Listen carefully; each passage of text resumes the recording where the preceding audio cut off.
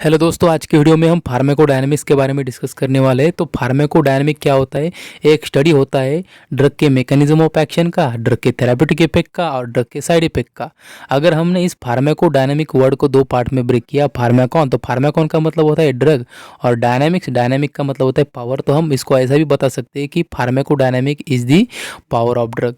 और औदर इसका एक डेफिनेशन है कि ये हमारी बॉडी है और ये हमारा ड्रग है। तो इस ड्रग ने इस बॉडी के साथ क्या किया है उसको भी हम क्या बोलते हैं? फार्माकोडायनामिक बोलते हैं। तो एफिनिटी क्या होता है? कि एफिनिटी क्या होता है कि एक मान लो कि एक रिसेप्टर है कोई, ओके, कोई सेल पे एक रिसेप्टर है, कहाँ पे भी रिसेप्टर, ओके। तो रिसेप्टर के साथ ड्रग का बाइंड करने का जो एबिलिटी है उसको हम क्या बोलते हैं? उस ड्रग की एफिनिटी बोलते हैं। और इस ड्रग ने बाइंड करने के बाद कुछ एक्शन शो करना, ओके, कुछ एक्शन शो करना, इसको हम बोलते हैं इंट्रिंसिक एक्टिविटी। ओके, ड्रग का रिसेप्टर के साथ बाइंड करना उसको बोलते हैं एफिनिटी, और ड्रग का रिसेप्टर के साथ बाइंड होने के बाद एक्शन शो करना उसको बोलते हैं इंट्रिंसिक एक्टिविटी। तो इंट्रिंसिक एक्टिविटी के अनुसार हमने ड्रग को 4 टाइप में क्लासीफाई किया है। उसमें सबसे पहला आता है एगोनिस्ट। एगोनिस्ट का मतलब क्या होता है? वो रिसेप्टर के साथ बाइंड करता है और उस रिसेप्टर को स्टिमुलेट करता है और एक एक्शन प्रोड्यूस करता है। ओके, तो इसकी जो इंट्रिंसिक एक्टिविटी रहती है +1 रहती है। और उसके बाद एंटागोनिस्ट क्या रहता है? ये रिसेप्टर क्या करता है? ये रिसेप्टर को स्टिमुलेट नहीं करता, ये रिसेप्टर के साथ बाइंड करता है। तो इसके पास एफिनिटी होती है पर इंट्रिंसिक एक्टिविटी नहीं रहती है, क्योंकि ये रिसेप्टर को स्टिमुलेट नहीं कर सकता। तो इसके पास जीरो इंट्रिंसिक एक्टिविटी रहती है। तो ये क्या करता है? जिधर लिगैंड, हाँ, दो बातें आपको बतानी रह गई थी। लिगैंड और एगोनिस्ट के बीच में डिफरेंस क्या है? कि लिगैंड जो है, लिगैंड है एंडोजीनियस, ओके, लिगैंड होता है एंडोजीनियस, और एगोनिस्ट क्या होता है? एगोनिस्ट होता है एक्सोजीनियस। ओके, तो जिधर एगोनिस्ट बाइंड करने वाला, मान लो कि रिसेप्टर है, जिधर लिगैंड या एगोनिस्ट, जिधर लिगैंड बाइंड करने वाला जो हमारे बॉडी में प्रेजेंट रहता है एंडोजीनियस, उसको लिगैंड बोलते हैं। जिधर लिगैंड बाइंड कर रहा है उस जगह पे क्या करता है कि उस जगह पे, लिगैंड की जगह पे क्या करता है कि हमारा एंटेगोनिस्ट बाइंड होता है। तो लिगैंड के लिए बैठने के लिए जगह नहीं होती। तो इस कारण क्या होता है कि ये सिंपली क्या करता है? एंटागोनिस्ट इस एगोनिस्ट के एक्शन को क्या कर देता है? ब्लॉक कर देता है।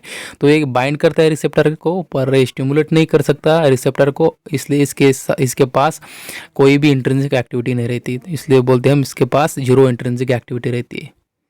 अब पार्शियल एगोनिस्ट क्या होता है कि ये रिसेप्टर को बाइंड करता है और स्टिमुलेट भी करता है, पर इतना ज़्यादा स्टिमुलेट नहीं करता जितना ज़्यादा एगोनिस्ट कर सकता है। तो इसकी इंट्रिंसिक एक्टिविटी 0 से लेके +1 तक रहती है।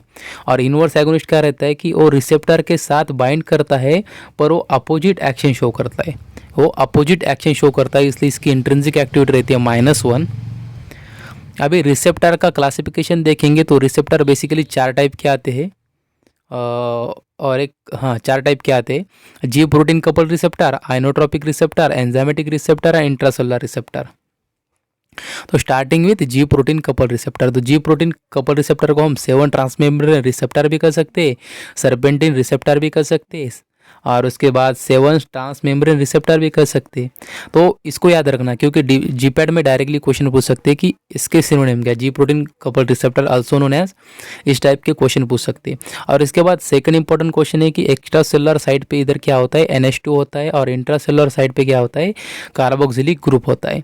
तो लिगैंड क्या करता है? हमारा जो लिगैंड है वो बेसिकली क्या करता है कि वो बाइंड करता है रिसेप्टर के साथ। जब भी वो बाइंड करेगा रिसेप्टर के साथ तो रिसेप्टर को एक्टिवेट करेगा, और रिसेप्टर को एक्टिव करेगा मतलब इसमें क्या क्या आता है? ओके, लिगैंड में तो light sensitive compound, hormones, neurotransmitter, और ये अलग अलग टाइप के जो साइज में अलग अलग साइज़ के होते हैं वो इसमें आते हैं लिगैंड में। जैसे कि एड्रेनालिन आ गया, एसिटाइलकोलिन आ गया, ये सभी लिगैंड होते हैं इस रिसेप्टर के, बहुत सारे होते हैं।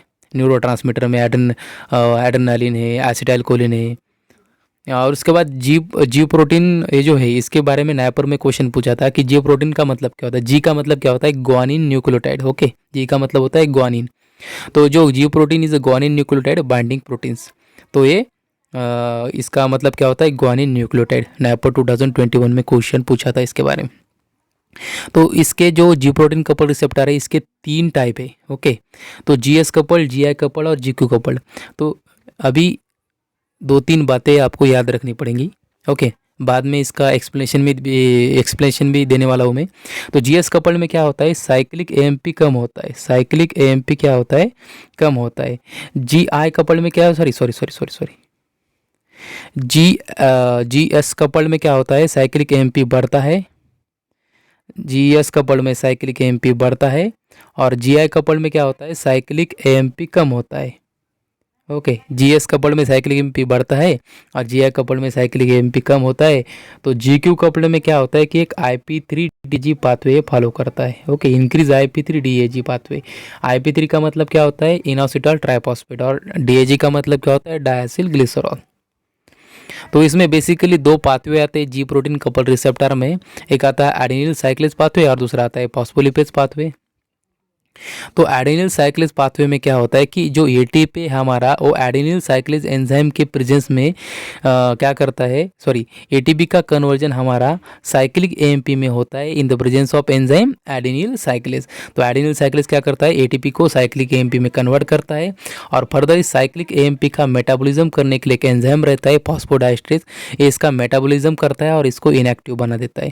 ओके, तो इसमें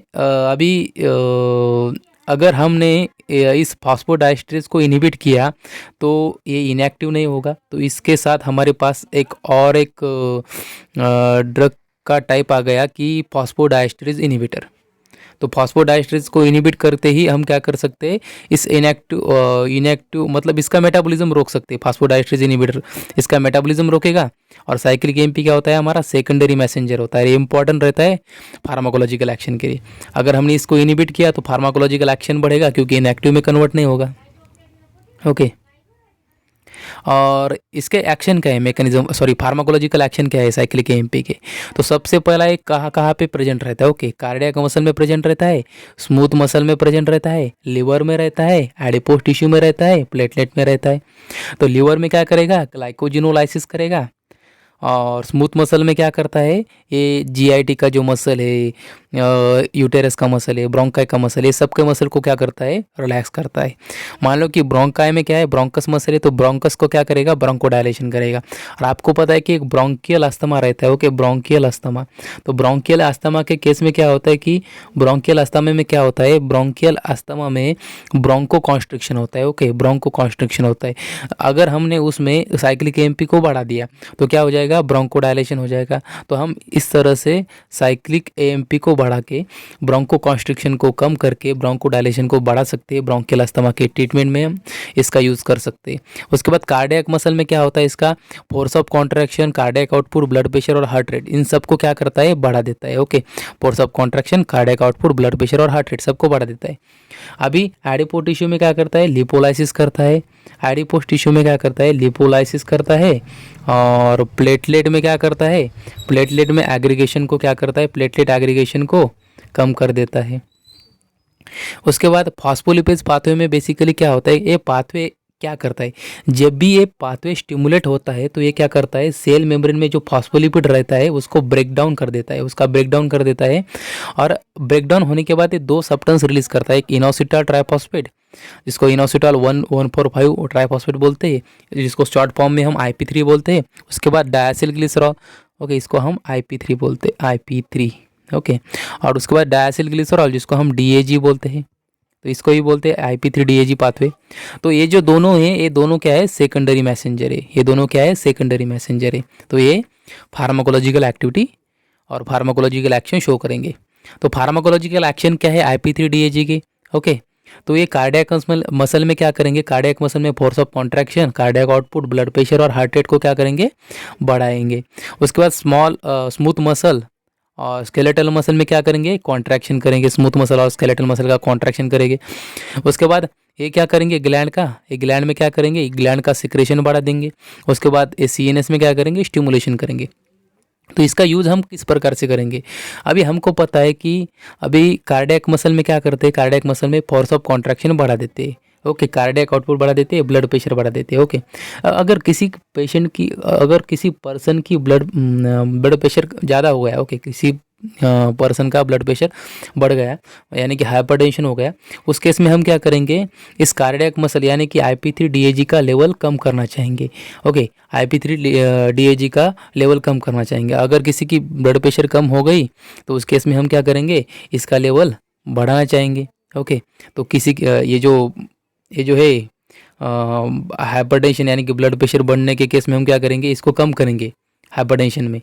तो जब हम कम करना चाहते हैं तो उसको हम क्या बोलते हैं, एंटागोनिस्ट बोलते हैं, और जब हम बढ़ाना चाहते हैं तो उसको हम क्या बोलते हैं, एगोनिस्ट बोलते हैं। तो इसके अकॉर्डिंग हम एगोनिस्ट यूज़ करेंगे या नहीं तो एंटागोनिस्ट यूज़ करेंगे। अभी स्मूथ मसल में कॉन्ट्रैक्शन करना। ओके, स्मूथ मसल में क्या है, ब्रोंकाई। ओके, तो ब्रोंकाई का अगर ब्रोंको कॉन्स्ट्रिक्शन हो गया, ओके, तो ब्रोंको कॉन्स्ट्रिक्शन हो गया तो ये किस में होता है, अब अस्थमा में होता है।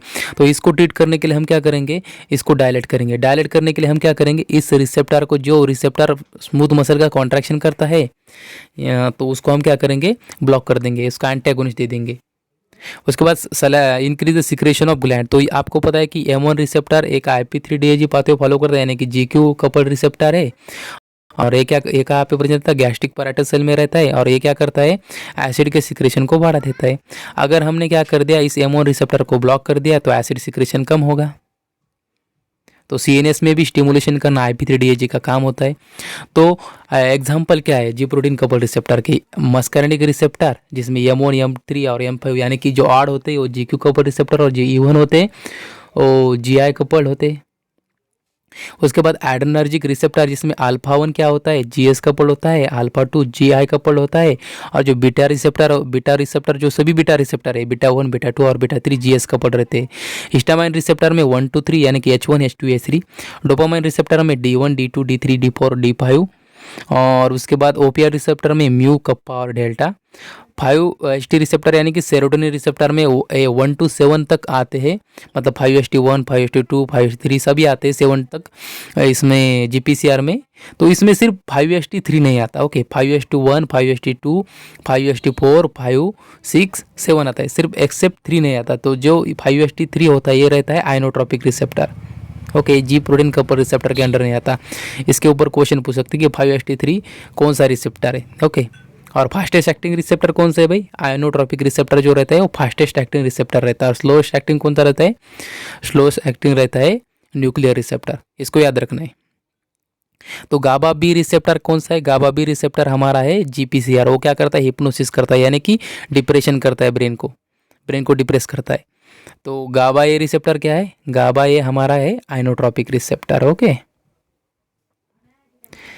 अभी मस्कैरिनिक रिसेप्टर को देखेंगे GPCR में, 1 by 1 हम डिस्कस करेंगे मेजर रिसेप्टर को।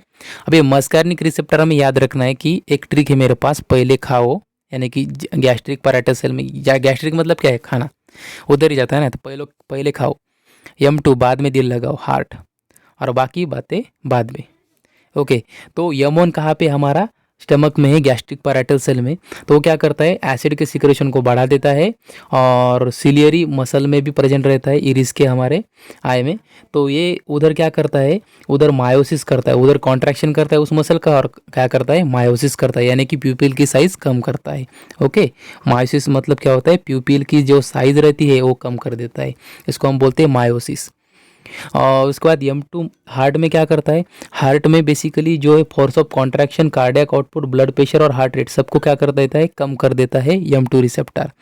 ओके, तो मैंने बताया था M1 M3 और M5 क्या है, GQ कपल्ड रिसेप्टर, और M2 और M4 क्या है, GI कपल्ड रिसेप्टर है। तो M3 क्या करेगा, GQ कपल्ड है, तो ये क्या करेगा, कॉन्ट्रैक्शन करेगा। GQ हमेशा बढ़ा देता है और GI हमेशा कम कर देता है। तो GQ क्या करता है, बढ़ा देता है यानी कि कॉन्ट्रैक्शन करता है, तो स्मूथ मसल का कॉन्ट्रैक्शन करेगा, ब्रोंकस यानी कि ब्रोंको कॉन्स्ट्रिक्शन करेगा, यूटरस का कॉन्ट्रैक्शन करेगा, और GIT का कॉन्ट्रैक्शन करेगा। और ग्लैंड में क्या करेगा, M3 रिसेप्टर सिक्रेशन को बढ़ा देगा। Okay, increase secretion. और M4 रिसेप्टर CNS में रहता है, उधर उसकी एक्शन हमें कोई फार्माकोलॉजिकल एक्शन पता नहीं उसकी अभी तक तो। और M5 जो रहता है वो CNS का स्टिमुलेशन कर देता है। ओके, M5 क्या करता है, CNS का स्टिमुलेशन कर देता है। उसके बाद एड्रेनर्जिक रिसेप्टर में अल्फा 1 रिसेप्टर हमारा जी एस कपल्ड है, अल्फा 2 जी आई कपल्ड है, बीटा 1 बीटा 2 और बीटा 3 जी एस कपल्ड है। तो अल्फा 1 कहाँ पे प्रेजेंट रहता है? ब्लड वेसल में। तो ब्लड वेसल को वो क्या करेगा? वैसो कॉन्स्ट्रिक्शन करेगा, क्योंकि वो जी क्यू कपल्ड है, IP3 DAG पाथवे फॉलो करेगा। उसके बाद अल्फा 2 जी आई कपल्ड है, वो क्या करेगा? साइक्लिक एमपी को कम कर देगा और एड्रेनालिन को ब्रेक डाउन कर देगा। उसके बाद बीटा 1 हमारा हार्ट में प्रेजेंट रहता है और वो force of contraction, cardiac output और ब्लड प्रेशर, हार्ट रेट सबको क्या करता है? बढ़ा देता है। बीटा 2 रिसेप्टर स्मूथ मसल में रहता है, ब्रोंकाई में रहता है, लिवर में रहता है। स्मूथ मसल में वो रिलैक्सेशन करेगा उसका, यानी कि डायलेशन करेगा, ब्रोंकस का ब्रोंकोडायलेशन करेगा। लिवर में क्या करेगा? ग्लाइकोजेनोलाइसिस करेगा, मतलब ग्लाइकोजन का ब्रेक डाउन करेगा। ग्लाइकोजन का ब्रेक डाउन होगा तो क्या होगा? ग्लूकोज, यानी कि ग्लूकोज के लेवल को बढ़ाएगा। अभी एडिपो टिश्यू में क्या करेगा? लिपोलाइसिस करेगा। ओके, तो अभी बीटा 1 रिसेप्टर को याद करने की एक ट्रिक है। बीटा 1 हमारे पास एक ही हार्ट होता है, एक ही दिल होता है। हमारे पास लंग कितने होते? 2 होते। तो ब्रोंकाई कहाँ पे आता है? लंग्स में आता है। तो लंग में कौन सा रिसेप्टर आएगा? बीटा 2। और बीटा 3 एडिपो टिश्यू में होता है। हिस्टामाइन रिसेप्टर में टोटल 4 रिसेप्टर आते हैं, H1, H2, H3 और H4। इसमें से जो H3 वाला है ये है प्री साइनेप्टिक रिसेप्टर और ये क्या करेगा? हिस्टामाइन को ब्रेक डाउन करेगा। याद रखना है जो प्री साइनेप्टिक होता है वो ब्रेक डाउन करता है न्यूरोट्रांसमीटर का, और जो H4 रहता है उसका कोई फार्माकोलॉजिकल ज़्यादा रोल नहीं है, इसके ऊपर हमारे पास कोई ड्रग नहीं है। पर इसको याद रखना है कि WBC पे प्रेजेंट रहता है H4 रिसेप्टर, वो क्या करता है? केमोटैक्सिस करता है। ओके, वो क्या करता है? केमोटैक्सिस करता है, इसको याद रखना है। ओके, इधर लिखा भी है मैंने। उसके बाद H2 रिसेप्टर हमारा GIT में रहता है और GIT में वो एसिड सिक्रेशन को बढ़ा देता है। तो हम क्या करेंगे? हमको एसिड सिक्रेशन कम करना है, तो उस केस में हम क्या करेंगे? इसका ब्लॉकर दे देंगे, H2 ब्लॉकर। और H2 ब्लॉकर क्या कर देगा कि एसिड के सिक्रेशन को कम कर देगा। यानी कि H2 ब्लॉकर में कौन कौन से ड्रग आते हैं? रैनिटिडिन, सिमिटिडिन, फैमोटिडिन, लोक्साटिडिन। ये सभी जो ड्रग ये क्या कर देते हैं? ये कर देते हैं एसिड के सिक्रेशन को कम। तो H2 ब्लॉकर हम एसिडिटी में यूज़ करते। उसके बाद H1 कहाँ पे होता है? H1 होता है हमारा ब्रेन में। ओके, और ये एलर्जी भी प्रोड्यूस करता है और ब्रेन में जो रेटिकुलर एक्टिवेटिंग सिस्टम रहता है उसमें प्रेजेंट रहता है। और इसका काम क्या रहता है? वेकफुलनेस। वेकफुलनेस मतलब क्या होता है? कि जगा के रखना, ये इसका काम होता है। तो जब भी हम नॉन सेलेक्टिव यानी कि रैनिटिडिन, सिमिटिडिन, फैमोटिडिन जो हम non selective H1 blocker use करते हैं, तो नॉन सेलेक्टिव क्या करता है कि इसमें H1 में जो रहता है सेलेक्टिव, यानी कि जो एलर्जी को ब्लॉक करने वाले हैं वो सेलेक्टिव होते हैं सिर्फ, और जो एलर्जी के साथ वेकफुलनेस को भी ब्लॉक करेंगे उसको बोलेंगे नॉन सेलेक्टिव। तो नॉन सेलेक्टिव क्या करते हैं? एलर्जी को कम कर देते हैं, पर उसके साथ वो नींद भी लाते हैं, क्योंकि वेकफुलनेस को ब्लॉक करेंगे तो क्या हो जाएगा? नींद आ जाएगी। डोपामाइन रिसेप्टर में D1, D2, D3, D4, D5 आते हैं। तो इसमें याद रखना है कि D1 रिसेप्टर क्या है? GS कपल्ड है, यानी कि वो साइक्लिक एमपी को बढ़ाएगा। D2 GI कपल्ड है, तो ये क्या करेगा? साइक्लिक एमपी को कम कर देगा।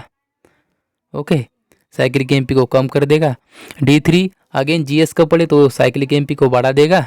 D4 क्या है? GI कपल्ड, साइक्लिक एमपी को कम कर देगा। और D5 भी GI कपल्ड है, तो ये क्या करेगा? साइक्लिक एमपी को कम कर देगा। OPR रिसेप्टर में बेसिकली 3 रिसेप्टर आते हैं, म्यू, कप्पा और डेल्टा। तो म्यू, कप्पा और डेल्टा तीनों भी ब्रेन में प्रेजेंट है। तो इसका एक्शन क्या है? म्यू म्यू म्यू म्यू का फंक्शन क्या है? म्यू सेडेशन करता है, एनाल्जेसिया करता है, constipation, respiratory depression, euphoria, miosis. इसको याद रखने के लिए हमारे पास एक ट्रिक है जो गर्ग सर ने बताई थी उनके निमोनिक में।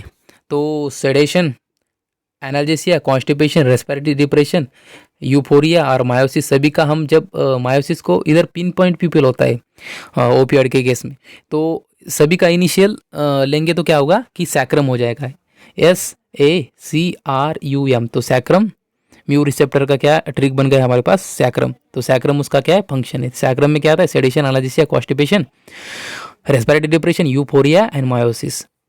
तो सेडेशन का मतलब सबको पता है कि नींद आना मतलब फीलिंग कामनेस। एनाल्जेसिया का मतलब होता है पेन कम होना, पेन को कम कर देना। कॉन्स्टिपेशन मतलब सबको पता है कॉन्स्टिपेशन क्या होता है, रेस्पिरेटरी डिप्रेशन। उसके बाद यूफोरिया यानी कि अच्छे सपने आना। ओके, और मायोसिस यानी कि पिन पॉइंट प्यूपिल आता है इसमें। डिस्फोरिया मतलब क्या है? बैड ड्रीम, इसको बोलते हैं। ओके, डिस्फोरिया का मतलब क्या होता है कि bad dream. Okay, bad dream, और उसको हम क्या बोलते हैं, हेलुसिनेशन बोलते हैं। तो म्यू कप्पा रिसेप्टर जब स्टिमुलेट होगा तो क्या करेगा, डिस्फोरिया करेगा, और जब डेल्टा स्टिमुलेट होगा तो एनाल्जेसिक इफेक्ट शो करेगा। तो सभी के पास, इसके भी कप्पा के पास भी एनाल्जेसिक है, सभी रिसेप्टर के पास एनाल्जेसिक एक्शन होती है। ओके, तो एनाल्जेसिक एक्शन छोड़ के कप्पा रिसेप्टर के पास डिस्फोरिया एक्शन होती है, और डेल्टा के पास सिर्फ एनाल्जेसिक ही होती है, और म्यू रिसेप्टर के पास सभी एक्शन होती है सैक्रम वाली। अभी 5HT रिसेप्टर यानी कि सेरोटोनिन रिसेप्टर के बारे में डिस्कस करने वाले। तो सेरोटोनिन रिसेप्टर में टोटल 7 आते हैं, उसमें जो 5HT3 होता है वो आयन चैनल रिसेप्टर रहता है, और वो CTZ पे प्रेजेंट यानी कि केमो रिसेप्टर ट्रिगर जोन में प्रेजेंट रहता है। और वो क्या करता है, जब भी वो स्टिमुलेट होता है तो वोमिटिंग होता है, यानी कि उल्टी आती है। तो ये 5HT1 है। तो 1 में 2 टाइप होते हैं, कि 5HT1A और 5HT1B/D। तो 5HT1A प्री साइनेप्टिक होता है। तो प्री साइनेप्टिक क्या करता है, ब्रेक लगाता है, ब्रेक डाउन करता है सेरोटोनिन का। तो 1B/D क्या करता है, ब्लड विसल में प्रेजेंट रहता है ब्रेन के, तो ये वैसो कॉन्स्ट्रिक्शन करेगा। उसके बाद 5HT2A 2C और 5HT2C दोनों भी ब्रेन में प्रेजेंट रहती है, पर 5HT2A/TC इसका ब्लॉकर क्या करता है, लायोडिस्ट्रोफी सिंड्रोम प्रोड्यूस करता है। तो उसमें क्या होता है, weight gain, increase sugar level, मतलब इंक्रीज द ग्लूकोज लेवल, ये सभी लायोडिस्ट्रोफी सिंड्रोम में आता है। तो ये लायोडिस्ट्रोफी सिंड्रोम इसका ब्लॉकर कर देता है 2A 2C का। और 2C का जो स्टिमुलेटर रहता है वो हम ओबेसिटी में यूज़ करते हैं। उसके बाद 5HT4 हमारे GIT में प्रेजेंट रहता है, और ये गैस्ट्रिक की मोटिलिटी यानी कि GI मोटिलिटी को बढ़ा देता है। तो 5HT6 5, 6, 7 का ज़्यादा कोई रोल नहीं है।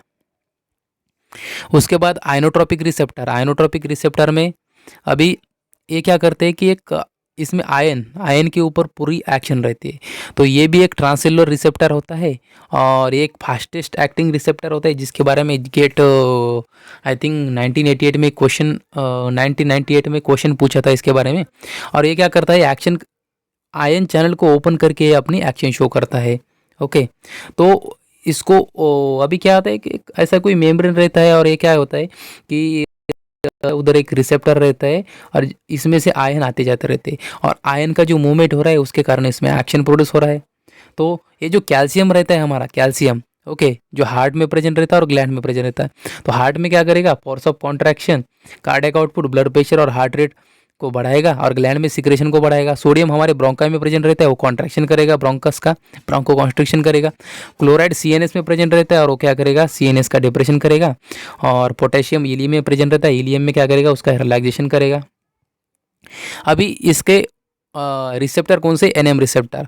तो NM रिसेप्टर क्या करता है, कहाँ पे होता है, स्केलेटल मसल पे होता है। वो क्या करता है, जब भी वो स्टिमुलेट होता है कॉन्ट्रैक्शन कर देता है स्केलेटल मसल का, तो ये सोडियम आयन का यूज़ करता है। 5HT3 chemo receptor trigger zone में होता है CTZ में, तो सोडियम चैनल का उपयोग करके जब भी स्टिमुलेट होता है तो वोमिटिंग करता है। गाबा ये हमारा CNS में रहता है, वो क्लोराइड आयन का यूज़ करके क्या कर देता है, डिप्रेशन कर देता है। ओके, तो NMDA क्या होता है, एक CNS में प्रेजेंट रहता है रिसेप्टर, और ये जब भी स्टिमुलेट होता है, मतलब कैल्शियम के कारण स्टिमुलेट होता है, स्टिमुलेशन होने के बाद CNS का स्टिमुलेशन करेगा। तो एंजाइमेटिक रिसेप्टर इसमें transcellular receptor. Okay, transcellular receptor, इसको भी हम क्या बोलते हैं, ट्रांससेलुलर रिसेप्टर बोलते हैं। जब भी हमारा लिगेंड इस रिसेप्टर के साथ बाइंड करेगा, तब अंदर इसमें क्या होगा, फॉस्फोरिलेशन होगा। फॉस्फोरिलेशन होने के बाद क्या होगा कि ये एक फार्माकोलॉजिकल एक्शन शो करेगा। तो all enzymatic receptor mediate their pharmacological action. तो सभी जो एंजाइमेटिक रिसेप्टर होते हैं तो अपना फार्माकोलॉजिकल एक्शन शो करते हैं एंजाइम का फॉस्फोरिलेशन करके। तो इसमें टायरोसिन काइनेज में क्या आता है, टायरोसिन काइनेज का फॉस्फोरिलेशन हो रहा है, तो किस रिसेप्टर में टायरोसिन काइनेज का फॉस्फोरिलेशन होता है। तो टायरोसिन काइनेज का phosphorylation insulin receptor, growth hormone receptor में होता है, और गॉनिलिन साइक्लेज का फॉस्फोरिलेशन नाइट्रोरेटिक पेप्टाइड रिसेप्टर में होता है। तो न्यूक्लियर रिसेप्टर में क्या आता है, न्यूक्लियर रिसेप्टर को हम इंट्रासेलुलर रिसेप्टर भी बोलते हैं, और उसके साथ स्टेरॉयड रिसेप्टर बोलते हैं, क्योंकि सभी जो स्टेरॉयड आते हैं तो ये इसी रिसेप्टर के साथ बाइंड होते हैं, और इसको हम स्लोवेस्ट एक्टिंग रिसेप्टर भी कह सकते हैं। तो जब भी हमारा लिगैंड रिसेप्टर के साथ बाइंड करेगा तो एक जीन एक्सप्रेशन में चेंज आएगा, और जीन एक्सप्रेशन में चेंज आने के बाद एक स्पेसिफिक mRNA का सिंथेसिस होगा, और स्पेसिफिक mRNA क्या करेगा, एक स्पेसिफिक प्रोटीन को प्रोड्यूस करेगा, सिंथेसाइज करेगा, और उसके कारण हमारे पास एक फार्माकोलॉजिकल एक्शन होगी, इधर वो स्टिमुलेट करेगी नहीं तो वो डिप्रेस करेगी। तो इसमें कौन कौन से एग्जाम्पल आते हैं, progesterone, oestrogen, testosterone, androgen, vitamin A and vitamin D, glucocorticoid, mineralocorticoid, thyroid. इसमें सभी न्यूक्लियर होते हैं एक्सेप्ट ग्लूकोकॉर्टिकॉइड और मिनरलोकॉर्टिकॉइड। तो ग्लूकोकॉर्टिकॉइड और मिनरलोकॉर्टिकॉइड एक साइटोप्लाज्मिक रिसेप्टर होते हैं। तो न्यूक्लियर रिसेप्टर में दो टाइप होते हैं, न्यूक्लियर और साइटोप्लाज्मिक। ग्लूकोकॉर्टिकॉइड और मिनरलोकॉर्टिकॉइड एक साइटोप्लाज्मिक रिसेप्टर है, और उसके बाद जो भी इसमें बाकी वाले ये न्यूक्लियर रिसेप्टर है। तो डोज रिस्पॉन्स कर्व में ये देखो कि हमने एक ग्राफ प्लॉट किया है डोज और रिस्पॉन्स के बीच में। तो जब भी ऐसा प्लॉट आएगा हमको तो इसको बोलेंगे हाइपरबोला। उसके बाद जो ऐसा प्लॉट आएगा, ओके। तो अभी जब हम लॉग डोज लेंगे तो ये एक इस टाइप का एक हमारे पास एक ग्राफ आएगा। तो जब भी हम इधर से और इधर से कट लगाएंगे तो हमें स्ट्रेट लाइन मिलेगा, और ये जो कर्व मिल रही है हमें ये सिग्मॉइड मिल रही है, ओके। तो सिग्मॉइड हमें लॉग डोज और रिस्पॉन्स के बीच में कर्व मिलते हैं, और अगर हमने डोज और रिस्पॉन्स के बीच में कर्व ली तो ये हमें हाइपरबोला मिलते हैं। तो इसको याद रखना कि क्लिनिकली इफिकेसी मोर इम्पॉर्टेंट है देन दी पोटेंसी। तो इफिकेसी का मतलब क्या होता है कि रिसेप्टर मतलब जो जगह है, जिस जगह ड्रग को पहुंचना है उस जगह पे पहुंच के वो अपनी एक्शन शो कर रहा है। पोटेंसी का मतलब क्या है, सिंपली पावर। मतलब ज़्यादा पोटेंट इसका मतलब क्या है, उसका कम डोज लगेगा, ऐसा रहता है। तो हमें ये बात मालूम होनी चाहिए कि इफिकेसी बहुत इंपॉर्टेंट रहती है पोटेंसी के कंपेयर्ड में, ओके। तो efficacy is more important then the potency. तो जी प्रोटीन कपल रिसेप्टर का थोड़ा इस टाइप में एक डायग्राम के टाइप में मैं आपको डिस्क्रिप्शन दे दूंगा कि एक रिसेप्टर रहते हैं ट्रांससेलुलर रिसेप्टर। जब भी लिगैंड बाइंड करेगा तो क्या होगा कि इधर एक हमारा जी प्रोटीन रहेगा। तो जी प्रोटीन दो पार्ट में ब्रेक होगा, एक रहेगा इनएक्टिव और एक रहेगा एक्टिव, ओके। तो इसमें तीन सेगमेंट रहते हैं इसमें जी प्रोटीन में। एक रहता है अल्फा और एक रहता है बीटा गैमा। तो ये जब भी ब्रेक होता है, जब भी इसके साथ कोई ड्रग मतलब रिसेप्टर पे कोई लिगैंड या कोई ड्रग बाइंड होता है तो जी प्रोटीन टूट जाता है। तो अल्फा ये जो पार्ट है वो एक्टिव रहता है और बीटा गैमा वाला इनएक्टिव रहता है। तो ये जो अल्फा पार्ट रहेगा यही एक्शन शो करेगा, यही रिस्पॉन्सिबल रहेगा साइक्लिक एएमपी बढ़ाने के लिए, और यही रिस्पॉन्सिबल रहेगा IP3D-AG को बढ़ाने के लिए, okay. So thank you so much for watching my video. अगर आपको कोई भी डाउट हो तो कमेंट सेक्शन में ऐड कीजिएगा।